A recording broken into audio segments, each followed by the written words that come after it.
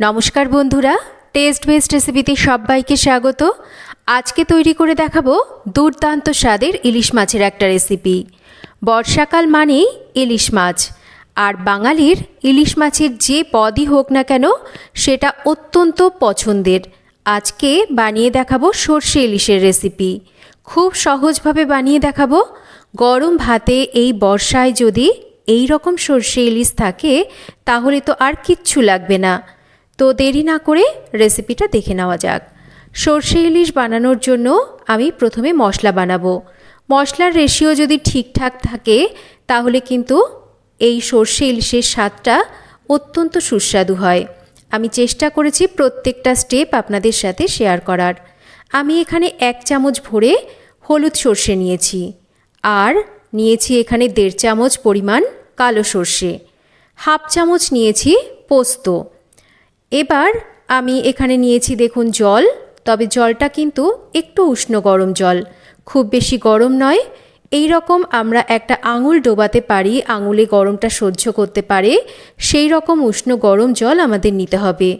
এবার এই জলটাকে আমরা এই মশলার মধ্যে ঢেলে দেব, আর এই সর্ষে পোস্তকে আমরা এই উষ্ণ গরম জলের মধ্যে একটু ভিজিয়ে রাখব।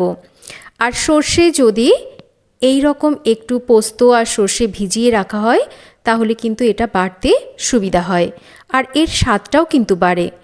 ওটা ভেজানো থাক। এদিকে আমি আর একটা পাত্রের মধ্যে নিয়ে নিচ্ছি লবণ আর হলুদ। এই লবণ আর হলুদটাকেও কিন্তু আমরা একটু জলের সাথে ভালো করে মিশিয়ে নেব।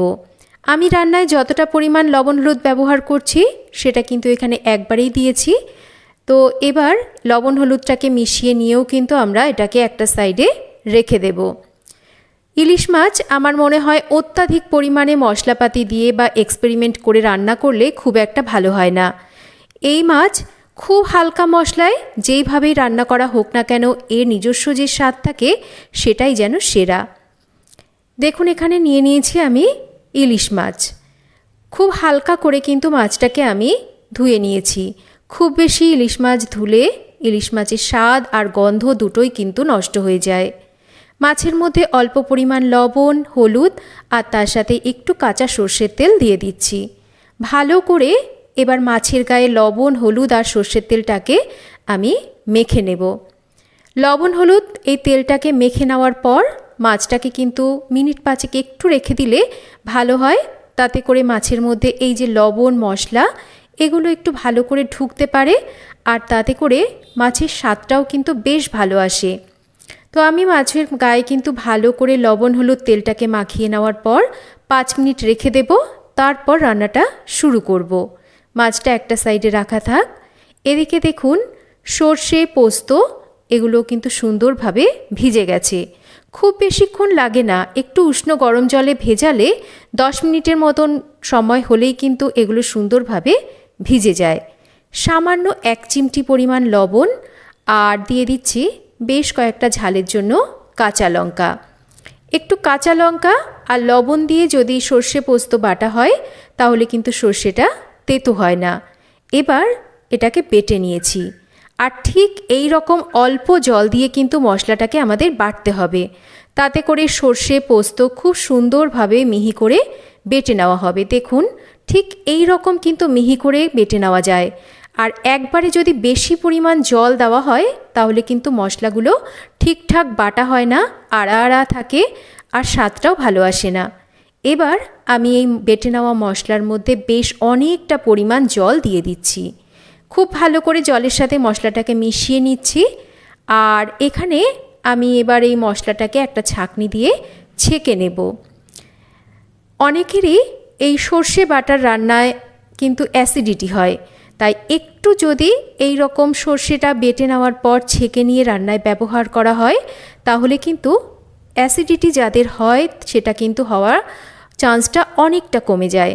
আমি ভালো করে কিন্তু এই সর্ষে পোস্ত বাটাটাকে একটা ছাঁকনি দিয়ে ছেঁকে নিচ্ছি।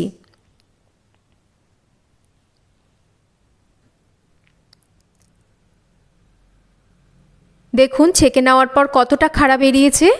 এই খাড়াটাকে কিন্তু ফেলে দেব, এটাকে কিন্তু আর রান্নায় ব্যবহার করব না। এই যে জলটা বাটির মধ্যে রয়েছে মশলার, এই মশলার জলটাকেই কিন্তু রান্নাতে ব্যবহার করব। একটু চেপে চেপে নিচ্ছি যাতে মশলাটা নষ্ট না হয়। তো দেখুন মশলাটা আমার নিয়ে নেওয়া হয়ে গেছে, আর এই খাড়াটাকে বাদ দিয়ে দিচ্ছি। আর এই যে বাটির মধ্যে মশলাটা, এটাকে রান্নায় ব্যবহার করব। এবার চলুন রান্নাটা শুরু করা যাক। রান্নাটা অবশ্যই সর্ষের তেলে হবে, তার জন্য সর্ষের তেল দিয়ে দিয়েছি আমি কড়াইতে। খুব হালকা তেলটাকে গরম করব, খুব বেশি কিন্তু তেলটাকে গরম করব না। হালকা গরম তেলের মধ্যে আমি 4টে চিড়ে নেওয়া কাঁচা লঙ্কা দিয়ে হালকা করে কাঁচা লঙ্কাটাকে একটু নাড়াচাড়া করে নিলাম। এতে দারুণ সুন্দর একটা ফ্লেভার আসবে। এবার যে লবণ আর হলুদটা জলের মধ্যে মিশিয়ে রেখেছিলাম সেটাকে দিয়ে একটু ভালো করে মিশিয়ে নিচ্ছি। এই যে লবণ হলুদটা যদি আমরা ডাইরেক্ট তেলের মধ্যে দিতাম তাহলে কিন্তু হলুদটা পুড়ে যেত, আর একটু জলে মিশিয়ে দিলে এটা পুড়ে যাওয়ার চান্সটা থাকে না। এবার একে একে আমি মাছগুলোকেও দিয়ে দিচ্ছি, আর সর্ষে পোস্ত কাঁচা লঙ্কা বাটা যে মশলার জলটা আমি বাটিতে রেখেছিলাম সেটাকেও উপর থেকে দিয়ে দিচ্ছি।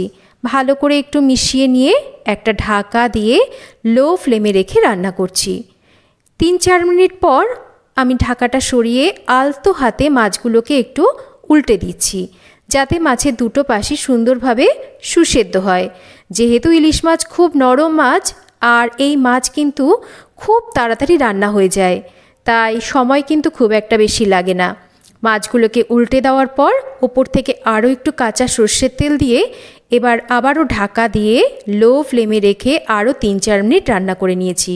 দেখুন সর্ষে ইলিশ আমাদের একদম তৈরি। দেখে জিভে জল আসছে না? দারুণ স্বাদ হয়। একবার খুব সহজ পদ্ধতিতে এইভাবে আপনারা সর্ষে ইলিশ বানিয়ে দেখুন। আশা করছি রেসিপিটা আপনাদের ভালো লাগবে। খুব তাড়াতাড়ি তৈরিও করে নেওয়া যায়, আর খেতে তো এর কোনো তুলনাই হয় না। আমি দেখুন ইলিশ মাছ সার্ভ করে দেখিয়ে দিচ্ছি। একদম মোমের মতো নরম হয়। গরম গরম ধোয়া ওঠা ভাতে এই রকম সর্ষে ইলিশ হলে আর কিন্তু কিচ্ছু লাগে না। এক থালা গরম ভাত শুধু এই পদ দিয়ে খেয়ে নেওয়া যায়। তো কেমন লাগলো আজকের এই খুব সহজ পদ্ধতিতে সর্ষে ইলিশের রেসিপি? একটা কমেন্ট করে জানাবেন। রেসিপি ভালো লাগলে একটা লাইক করবেন, রেসিপিটা শেয়ার করবেন। আর আপনারাও বাড়িতে একবার এইভাবে সর্ষে ইলিশ বানিয়ে দেখতে পারেন। জানি সকলেই সর্ষে ইলিশ বাড়িতে তৈরি করেন, তবে অনেকেই অনেকভাবে তৈরি করে থাকেন। আশা করছি আমার আজকের এই রেসিপিটা আপনাদের সবার ভালো লাগবে। ভালো লাগলে অবশ্যই একটা লাইক করবেন, শেয়ার করবেন, চ্যানেল সাবস্ক্রাইব করবেন। সবাই ভালো থাকবেন।